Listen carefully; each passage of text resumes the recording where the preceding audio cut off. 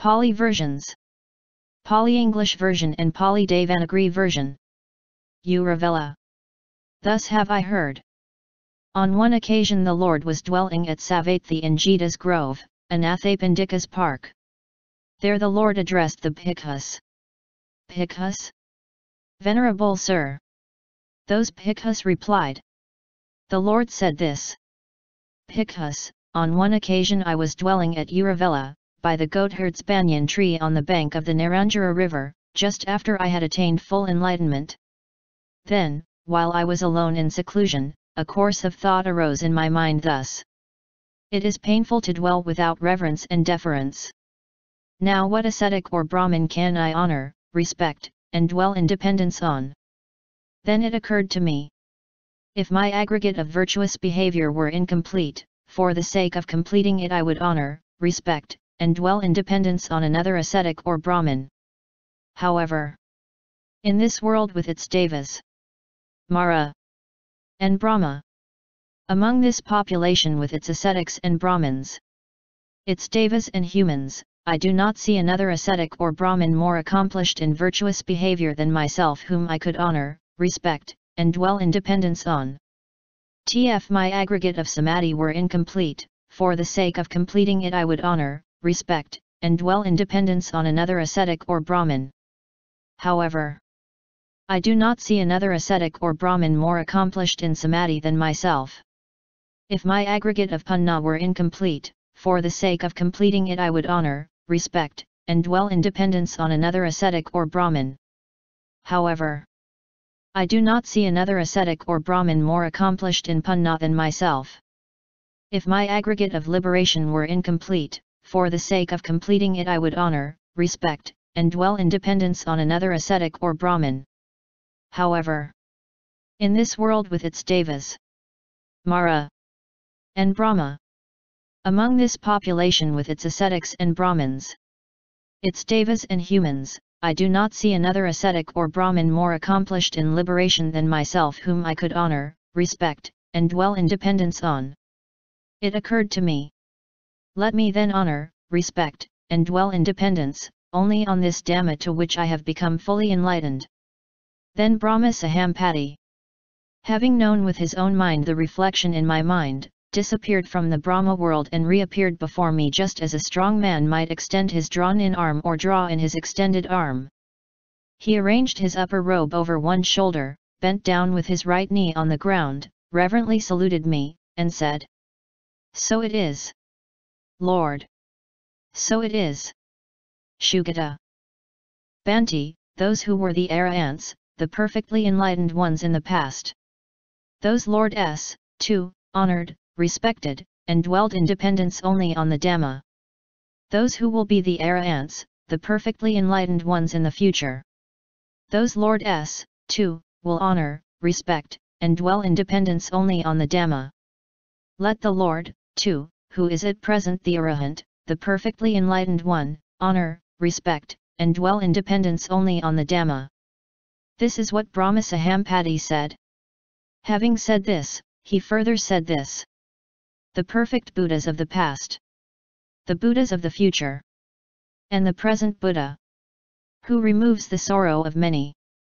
All those dwelled, now dwell, and in the future will dwell, revering the good Dhamma. This is the nature of the Buddhas. Therefore one desiring the good, aspiring for greatness, should revere the good Dhamma, recollecting the Buddha's teaching. This was what Brahma Sahampati said. He then paid homage to me, and keeping me on his right, he disappeared right there. Then, having acknowledged Brahma's request and what was proper for myself, I honored, respected, and dwelled in dependence only on the Dhamma to which I had become fully enlightened. And now that the Sangha has acquired greatness, I have respect for the Sangha, too. Uravela. Bhikkhus, on one occasion I was dwelling at Uravela, by the goatherd's banyan tree on the bank of the Naranjara river, just after I had attained full enlightenment. Then a number of Brahmins, old, aged, burdened with years, advanced in life, come to the last stage, approached me and exchanged greetings with me.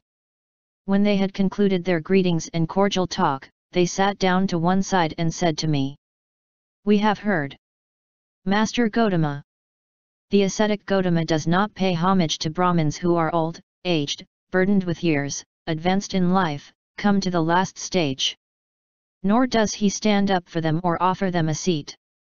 This is indeed true, for Master Gautama does not pay homage to Brahmins who are old, aged, burdened with years, advanced in life, come to the last stage.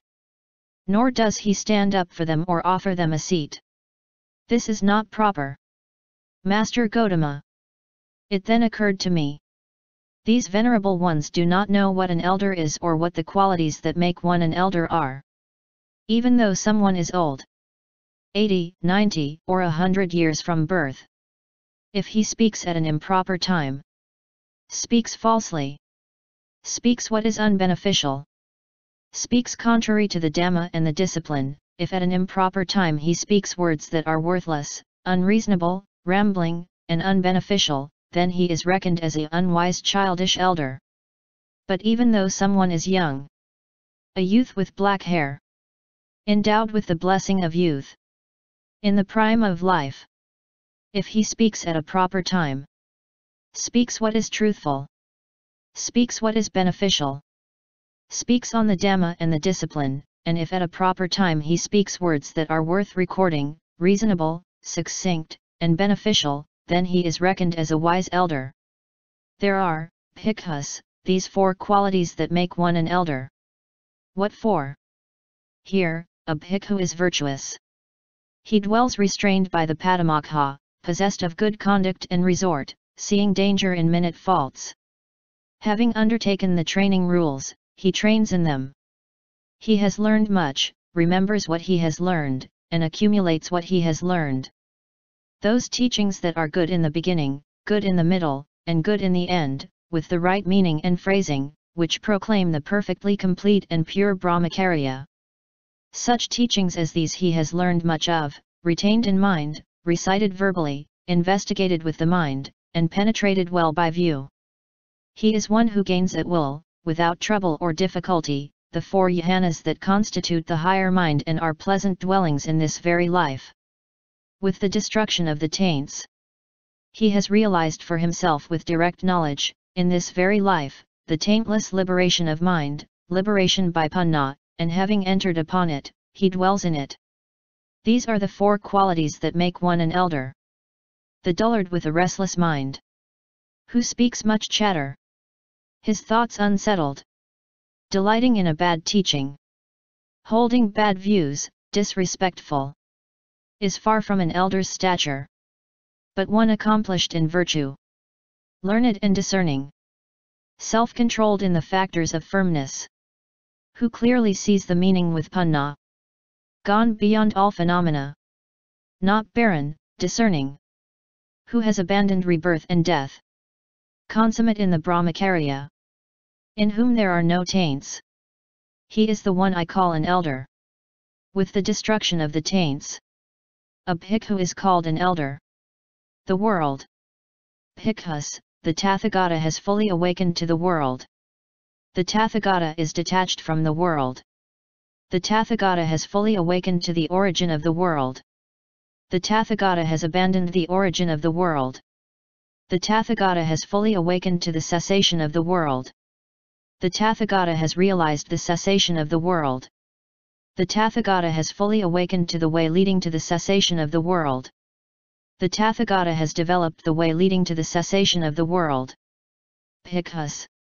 In this world with its devas, Mara, and Brahma, among this population with its ascetics and Brahmins, its devas and humans, whatever is seen, heard, sensed, cognized, reached, sought after, examined by the mind, all that the Tathagata has fully awakened to. Therefore he is called the Tathagata.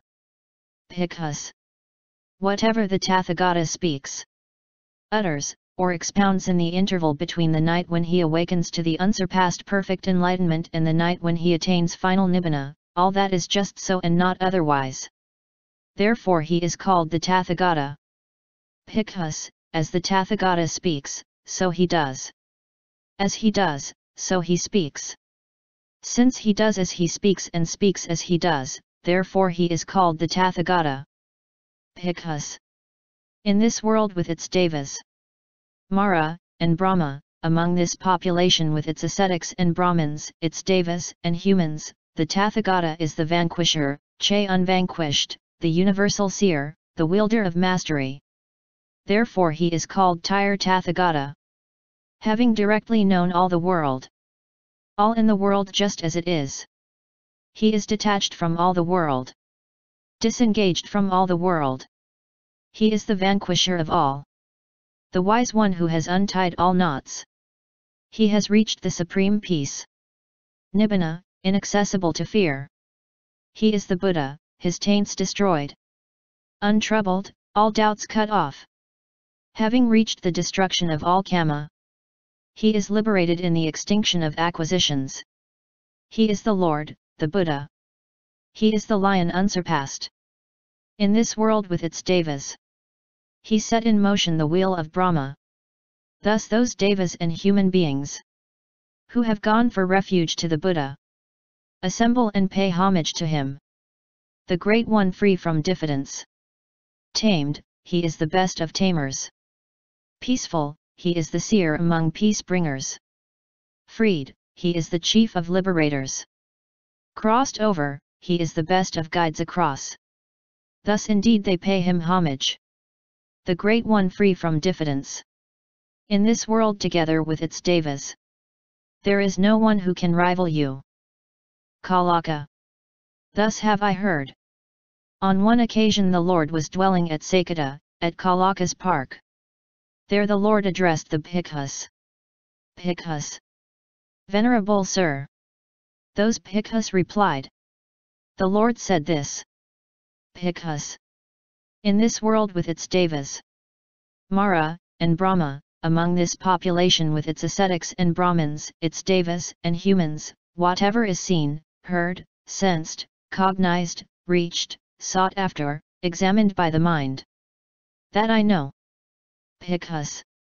In this world with its devas, Mara, and Brahma, among this population with its ascetics and Brahmins, its devas and humans, whatever is seen, heard, sensed, cognized, reached, sought after, examined by the mind, that I have directly known. It has been known by the Tathagata, but the Tathagata did not become subservient to it. Bhikkhus, if I were to say, in this world with its devas, whatever is seen, heard, sensed, cognized, reached, sought after, examined by the mind, that I do not know, that would be a falsehood on my part. Bhikkhus, if I were to say, in this world with its devas, whatever is seen, heard, sensed, cognized, reached, sought after, examined by the mind, that I both know and do not know, that too would be just the same. Bhikkhus, if I were to say, in this world with its devas, whatever is seen, heard, sensed, cognized, reached, sought after, examined by the mind, that I neither know nor do not know, that would be a fault on my part. So, having seen what can be seen, the Tathagata does not misconceive the seen, does not misconceive the unseen, does not misconceive what can be seen, does not misconceive one who sees. Having heard what can be heard, he does not misconceive the heard, does not misconceive the unheard, does not misconceive what can be heard, does not misconceive one who hears. Having sensed what can be sensed, he does not misconceive the sensed, does not misconceive the unsensed, does not misconceive what can be sensed, does not misconceive one who senses. Having cognized what can be cognized, he does not misconceive the cognized, does not misconceive the uncognized, does not misconceive what can be cognized, does not misconceive one who cognizes. Thus, Bhikkhus, being ever stable among things seen, heard, sensed, and cognized, the Tathagata is a stable one. And, I say, there is no stable one more excellent or sublime than that stable one. Amid those who are self-constrained, the stable one would not posit as categorically true or false anything seen, heard, or sensed, clung to and considered truth by others, since they have already seen this dart, to which people cling and adhere. No, I see, It is just so. The Tathagatas cling to nothing.